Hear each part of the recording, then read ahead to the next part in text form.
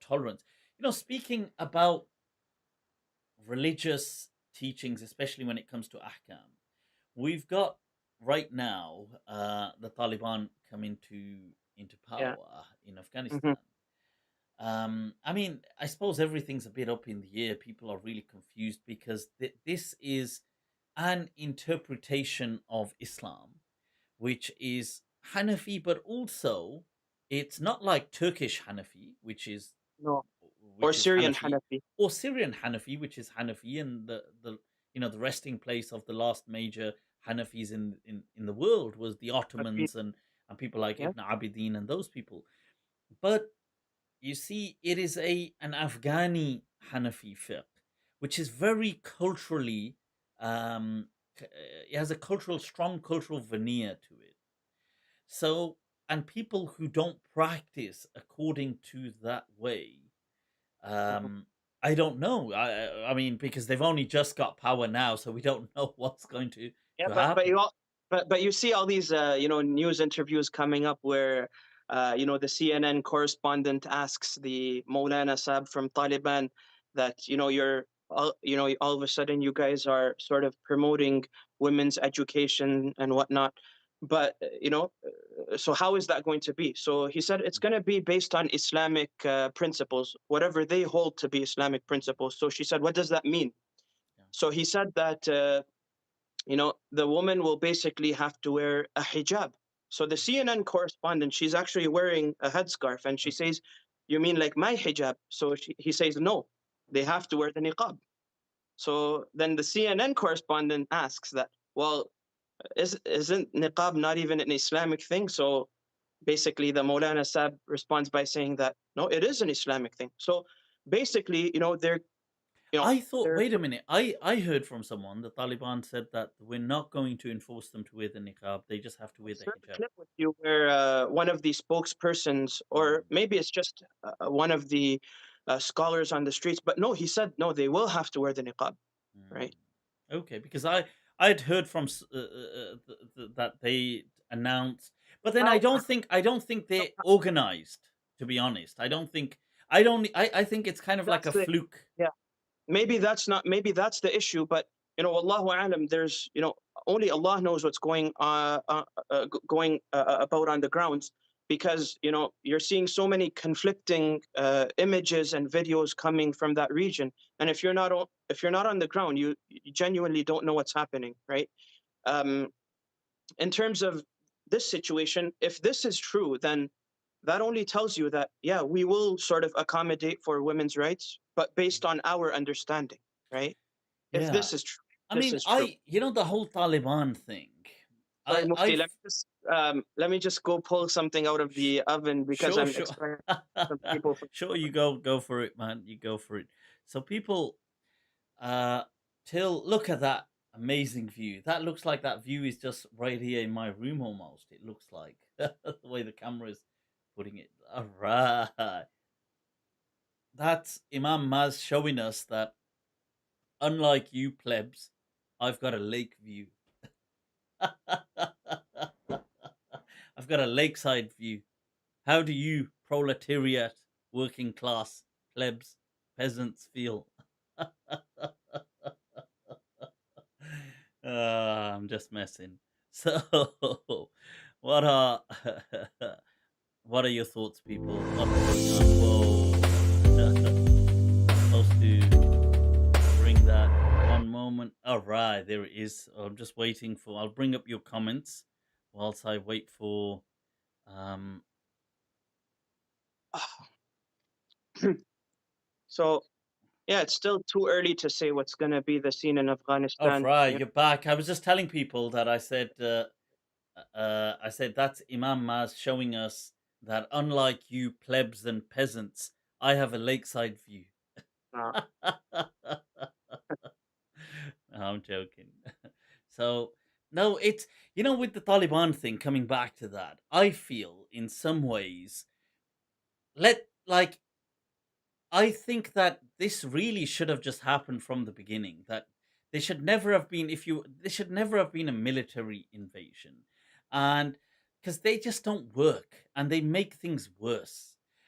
Yeah. Secondly, the Um, issue is that let them, look, since you can't take it from them and you can't put somebody else in place despite billions of dollars being invested, and you can't seem to educate a nation within 20 years for some reason, and you can't seem to develop an infrastructure for some reason despite billions and billions, then let them rule it. Because the way I'm thinking is that, you see, ruling a country is incredibly difficult.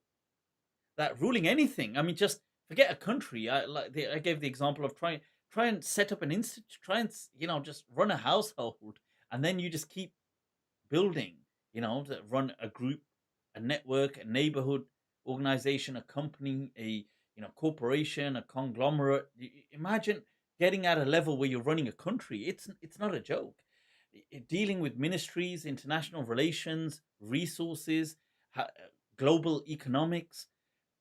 It would, you see, this has come, I feel, like totally unexpected to the Taliban. And right now the discussion can be that, oh, are women going to dress like this, or are they going to dress like that, or shall we sit in bumper cars, or shall we kind of do this kind of like little jig with our guns and dance around, or sit in the gym, and all these photos going around, or eat ice cream. But the responsibility will dawn down so heavily on them that they'll realize, damn, this is actually how does one run a country? Because you can't run a country without the world. We are a global village, and you need a global society, if you especially if you want to flourish. I'm not saying they're going to die without global networking, but you can't flourish, you can't prosper. So yeah. And then people are saying that individuals are being displaced, and charities are sort of picking up on that. But yeah, it took 20 years, to be honest, for people to become displaced. It was not just in a matter of a day or a week, as sort of people make it out to be. But only time will tell. Wallahu a'lam. Only yeah, time will tell. It's too soon to sort of yeah. make a pronouncement I feel in that this regard. it's a shame because so many people have played dirty politics with and proxy Yeah. wars using Afghanistan and the Afghani people. Beginning with the Russians, the CIA. You've got everybody's just been Joe, involved. Joe put it Pakistan, best. General Zia. Joe put it best. Joe Biden, he put it best. He said that Afghanistan is a great graveyard of empires. He That's said that. actually that's a quote. That is He that's a actually he quote. Yeah, actually said that in his like first speech about, or second speech, um, yeah. about Afghanistan news press. Yeah, and press and the conference. question is, it's left, because one of the British headlines was that, so what did they all die for? Yeah, And this is a genuine question, and it's a shame. I feel honestly for that these people, you see, they are not. There's many people who, just out of concern and out of good ethics, they feel that, look, there should be some intervention and people should save these vulnerable people. And and soldiers are just toyed with by politicians.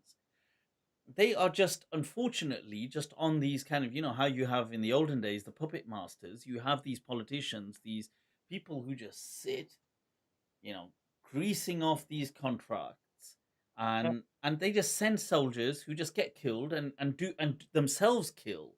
And it's, you see, it's not even, there's the element that they get killed.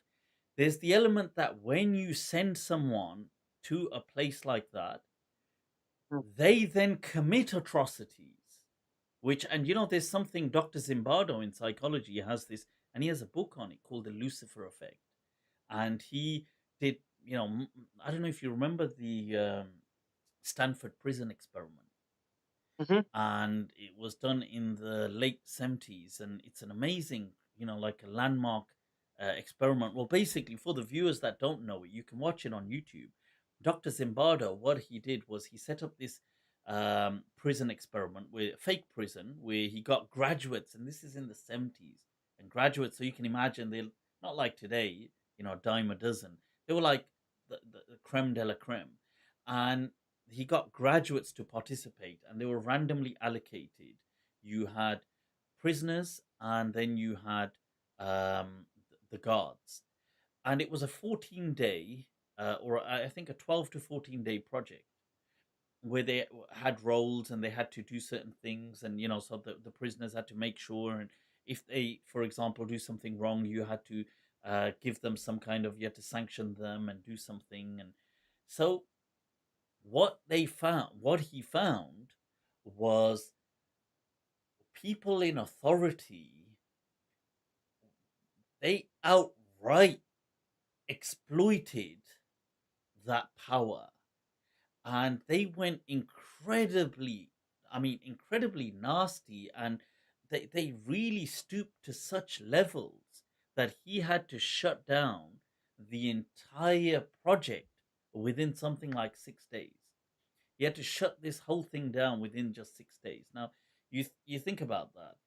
This is a controlled experiment with cameras and people watching it, and these were educated people who started to then torture. They started to torture their fellow companions and colleagues.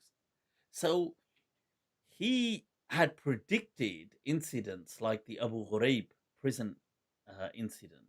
And he's highlighted many of his works that when you send soldiers to a place, they will commit atrocities.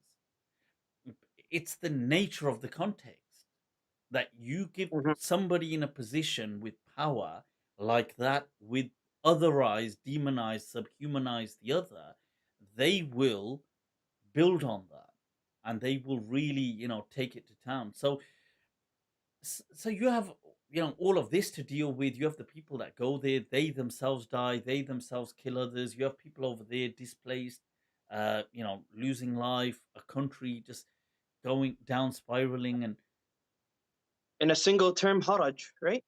yeah, In a single term, to put it in a word, haraj, right? yeah. Uh, Wow, that's true. I mean, like qa- from the hadith literature, and they ask, yeah, "Mal haraj ya uh, Rasulullah." the qatil, the killer doesn't know why he's killing, and the one being killed doesn't know why he's being killed, right? At the end of the day. Yeah, I see Saracen. Shukran, much love for the super chat. He's just said Taliban 2.0 will be different than pre 9/11, as they cannot risk being isolationists. I think they will evolve into something similar to Saudi Arabia, religious theocracy plus modernity. Yeah, this is why I said that, in many ways, they should have just given it to them a long time ago, because it is one thing to fight for something, it is something else to live up to it. Mhm. Living up to something is always infinitely or exponentially more difficult than fighting for it. You see, because when you fight, all you have to do is resist. When you have to live up to something, the principles, and deal with it without having to fight, it's something else. And it really it defines who's real and who is. So yeah, 100%. Allahu musta'an. You know, absolutely. uh, I wrote something down the other day that um, it's oftentimes it's oftentimes the innocent are consumed in the clash of the elites, Yeah. right? So Honestly, there's no value for innocent blood today. Just people being Allahu killed left musta'an. and right. Mm. No sort of moral value to that. Wallahu a'lam. Just Yes, saddening. yes, sir. I mean, that said, I think we are equally in a day and, you see, it's quite paradoxical, because we are equally in a day and age which is also one of the most incredible times to be alive. We it's a paradox, because it's, on one hand, we have things like this, on the other hand we do also have, it is true that, we are in a time where people collectively, the young, the old, the weak, men, women, all religions, minorities, animals, pets, the environment, collectively, there has never been a time where people or things have had more rights and celebrated as many freedoms as today collectively. So there has been where some people may have had better privileges and freedoms than most people today, but collectively there's never been a time where people at large have managed to enjoy these kind of liberties or feel that, but my freedom to